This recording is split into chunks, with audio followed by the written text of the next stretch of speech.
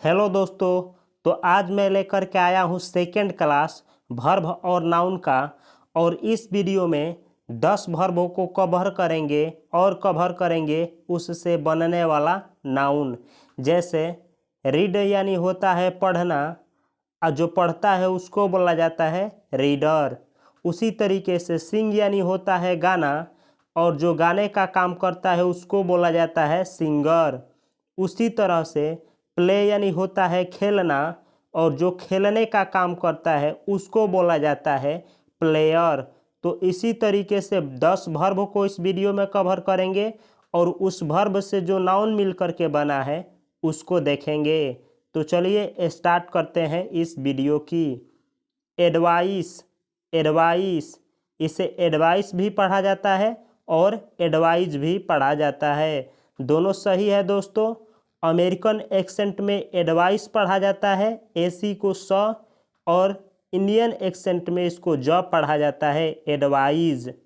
तो एडवाइस का हिंदी मीनिंग होता है सलाह देना, परामर्श देना। एडवाइस यानी सलाह देना, और जो सलाह देता है दोस्तों उसको इंग्लिश में बोला जाता है एडवाइजर, एडवाइजर। और सलाह देने वालों की संख्या एक से अधिक हो तो उसे बोला जाता है एडवाइजर्स, एडवाइजर्स। अगला वर्ड मीनिंग है दोस्तों एडवाइजर। इसमें एस के बाद ओ आर है और इसमें एस के बाद ई आर है। दोनों को पढ़ा जाता है एडवाइजर, और दोनों का हिंदी मीनिंग सेम होता है दोस्तों। सलाह देने वाले को बोला जाता है एडवाइजर, या आप बोलिए एडवाइजर। और सलाह देने वालों की संख्या एक से अधिक हो तो आप बोलेंगे एडवाइजर्स, या आप फिर बोलिए एडवाइजर्स। तो बतला दूं दोस्तों कि सलाह देने को इंग्लिश में बोला जाता है एडवाइज, और जो सलाह देता है उसको बोला जाता है एडवाइजर। आप SER वाला बोलिए या SOR वाला बोलिए, दोनों को सेम पढ़ा जाता है और दोनों का हिंदी मीनिंग सेम होता है, सलाह देने वाला। और एक से अधिक सलाह देने वालों की संख्या हो तो आप इस वाले वर्ड को बोलिए एडवाइजर्स, या फिर बोलिए एडवाइजर्स, दोनों सेम हिंदी मीनिंग देता है। और जिसको सलाह दिया जाता है दोस्तों उसको बोला जाता है एडवाइजी, एडवाइजी। और अगर ढेर लोग हो जिनको सलाह दिया जाए तो आप बोलेंगे एडवाइजी, एडवाइजीज, एडवाइजीज। ये प्लूरल नाउन है एडवाइजीज। तो जो सलाह देता है उसको बोला जाता है एडवाइज़र, या आप बोलिए एडवाइज़र। एक से अधिक संख्या हो सलाह देने वालों की तो आप बोलिए एडवाइजर्स, या फिर बोलिए एडवाइजर्स। और जिनको सलाह दिया जाता है उनको बोला जाता है एडवाइसी। एक हो तो एडवाइसी, और एक से अधिक हो संख्या जिनको सलाह दिया जाए तो आप बोलेंगे एडवाइजीज। अगला वर्ब है भाइयों एनालाइज, एनालाइज। इसे एनालाइज भी बोला जाता है, एनालाइज भी पढ़ा जाता है, एनालाइज। यहाँ पे एस के बाद ई है और यहाँ पे जेड के बाद ई है। दोनों को एनालाइज ही पढ़ा जाता है, और दोनों का हिंदी मीनिंग होता है विश्लेषण करना, विश्लेषण करना। विश्लेषण करने का मतलब होता है दोस्तों किसी चीज़ में बारीकी से देखना, यानी त्रुटि निकालना। तो विश्लेषण करना को इंग्लिश में बोला जाता है एनालाइज, एनालाइज। एनालाइज से मिलकर के बनने वाला नाउन है, यानी जो एनालाइज करता है उसको बोला जाता है दोस्तों एनालाइजर, एनालाइजर। और एक संख्या हो विश्लेषण करने वाले की तो आप बोलेंगे एनालाइजर, और एक से अधिक संख्या हो विश्लेषण करने वालों की तो आप बोलेंगे एनालाइजर्स, या बोलिए एनालाइजर्स। तो यहाँ पे 6 वर्ड मीनिंग हो रहा है दोस्तों। एनालाइज, एनालाइज, दोनों का हिंदी मीनिंग सेम होता है विश्लेषण करना। और इससे जो नाउन बना है एनालाइजर या एनालाइजर, दोनों का हिंदी मीनिंग सेम होता है। जो एनालाइज करता है उसको आप ये वाला एनालाइजर बोलिए या ये वाला एनालाइजर बोलिए, दोनों सेम हिंदी मीनिंग देगा। और एनालाइज करने वालों की संख्या एक से अधिक हो तो आप बोलेंगे एनालाइजर्स, या फिर बोलिए एनालाइजर्स। आगे बढ़ते हैं दोस्तों। अगला वर्ब है दोस्तों to answer, to answer. Answer का मतलब होता है, हिंदी मीनिंग होता है उत्तर देना। आंसर यानी उत्तर देना। और जो उत्तर देता है दोस्तों उसको इंग्लिश में बोला जाता है आंसरर। आंसरर, इसमें लगा दीजिए ER तो बन जाएगा आंसरर। एक उत्तर देने वालों की संख्या हो तो आप बोलेंगे आंसरर, और एक से अधिक संख्या हो उत्तर देने वालों की तो आप बोलेंगे आंसरर्स। आंसरर्स। अगला वर्ब है दोस्तों to appoint. To appoint. To appoint verb है जिसका हिंदी मीनिंग होता है नियुक्त करना, यानी किसी को किसी पद पे रखने के लिए बुलाना, उसी को बोला जाता है अपॉइंट। अपॉइंट, नियुक्त करना। तो जो नियुक्त करता है दोस्तों उसको इंग्लिश में बोला जाता है अपॉइंटर। एक नियुक्त करने वालों की संख्या हो तो आप बोलेंगे अपॉइंटर, और एक से अधिक संख्या हो नियुक्त करने वालों की तो आप बोलेंगे अपॉइंटर्स। अपॉइंटर्स।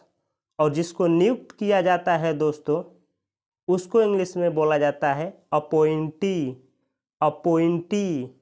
और ढेर लोगों को नियुक्त किया जाए दोस्तों तो इंग्लिश में बोला जाएगा अपॉइंटीज। अपॉइंटीज। अपॉइंट का हिंदी मीनिंग होता है नियुक्त करना। जैसे अगर मैं नियुक्त आपको करता हूँ तो मैं नियुक्त करता हूँ तो मुझे बोला जाएगा अपॉइंटर, आपको नियुक्त करता हूँ तो आपको बोला जाएगा अपॉइंटी। अपॉइंटी। अगला वर्ब है दोस्तों टू अप्रूव। टू अप्रूव जो वर्ब है और जिसका हिंदी मीनिंग होता है मंजूरी देना। टू अप्रूव, मंजूरी देना। जो मंजूरी देता है दोस्तों उसको इंग्लिश में बोला जाता है अप्रूवर। अप्रूवर। एक से अधिक संख्या हो मंजूरी देने वालों की तो आप बोलेंगे अप्रूवर्स। अप्रूवर्स। अगला वर्ब है दोस्तों to arouse. To arouse. To arouse का हिंदी मीनिंग होता है जागृत करना, उत्तेजित करना, यानी जो आप में उत्साह भरे, जो आप में जिज्ञासा भरे, उत्तेजित करे कि यस तुम इस काम को कर सकते हो, तो उसको इंग्लिश में अराउज बोला जाता है। अराउज, उत्तेजित करना। अराउज, उत्तेजित करना। तो जो उत्तेजित करता है दोस्तों उसको इंग्लिश में बोला जाता है अराउजर। अराउजर। अराउजर यानी जागृत करने वाला, उत्तेजित करने वाला। और उत्तेजित करने वालों की संख्या एक से अधिक हो तो आप बोलेंगे अराउजर्स। अराउजर्स। अगला वर्ड है दोस्तों टू अरेस्ट, जो कि वर्ब है जिसका हिंदी मीनिंग होता है बंदी बनाना, गिरफ्तार करना। बंदी बनाना, गिरफ्तार करना।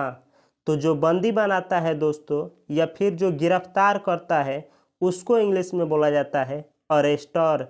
अरेस्टर। अरेस्टर। अगर गिरफ्तार या बंदी बनाने वालों की संख्या एक हो तो आप बोलेंगे अरेस्टर, और एक से अधिक संख्या हो जो लोग आपको या किसी को बंदी बनाते हैं तो उनको बोला जाएगा अरेस्टर्स। अरेस्टर्स। अगला वर्ड है दोस्तों to arrange. To arrange. Arrange का मतलब होता है प्रबंधन करना या क्रम में रखना। किसी चीज़ को आप क्रम में रखते हैं या प्रबंधन करते हैं तो उसको बोला जाता है अरेंज करना। अरेंज करना। अरेंज। और दोस्तों जो अरेंज करता है यानी जो प्रबंधन करता है उसको बोला जाता है अरेंजर। अरेंजर। और प्रबंध करने वालों की संख्या एक से अधिक हो तो बोला जाता है अरेंजर्स। अरेंजर्स। जैसे शादी ब्याह में दोस्तों कहीं कहीं पे शादी होता है तो कुछ सामान घट जाता है तो वहाँ पे कोई व्यक्ति अपने घर से सामान ला करके देता है, यानी उस सामान को क्या करता है अरेंज, प्रबंध करता है, तो उसको बोला जाएगा अरेंजर। अरेंजर। अगला वर्ड मीनिंग है दोस्तों to attract. To attract. To attract का हिंदी मीनिंग होता है आकर्षित करना।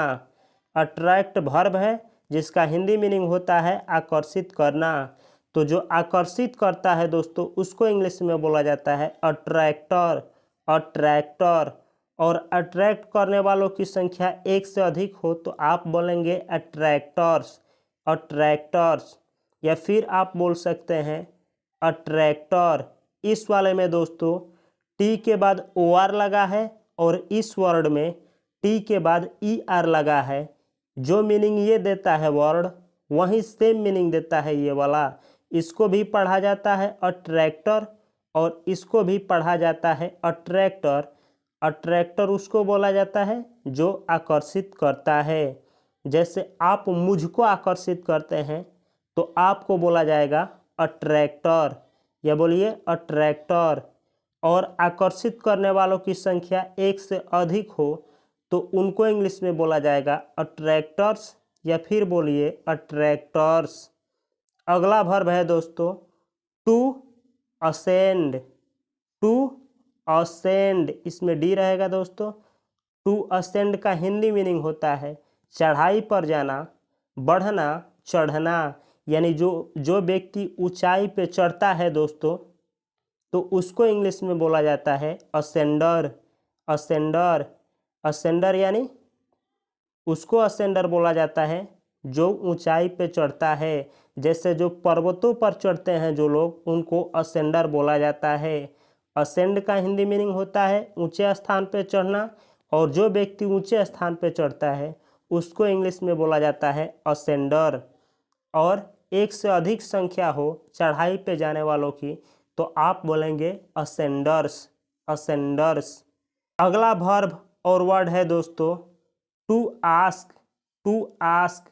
आस्क का हिंदी मीनिंग होता है पूछना, यानी प्रश्न पूछना, क्वेश्चन करना। आस्क जो वर्ब है इससे जो नाउन बना है दोस्तों, नाउन है आस्कर।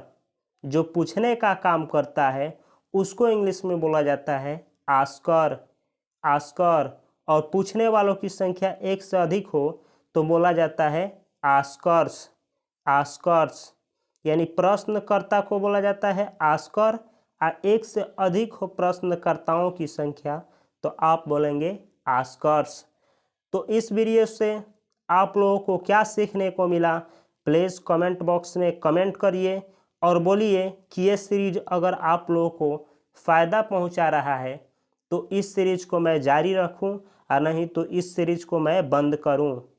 और दोस्तों अगर आप चाहते हैं कि आपके मन पसंदीदा वर्ड पे मैं वीडियो बनाऊं तो प्लीज़ उस वर्ड को कमेंट बॉक्स में कमेंट करिए। ऐसे ही वीडियो देखने के लिए प्लीज़ मेरे चैनल को सब्सक्राइब कर लीजिए और वीडियो के डिस्क्रिप्शन बॉक्स में जा कर के इस वीडियो का जो पहले वाला पार्ट है उसको वहां से देख सकते हैं। मिलते हैं अगले वीडियो में, तब तक के लिए आप सभी को तहे दिल से नमस्कार।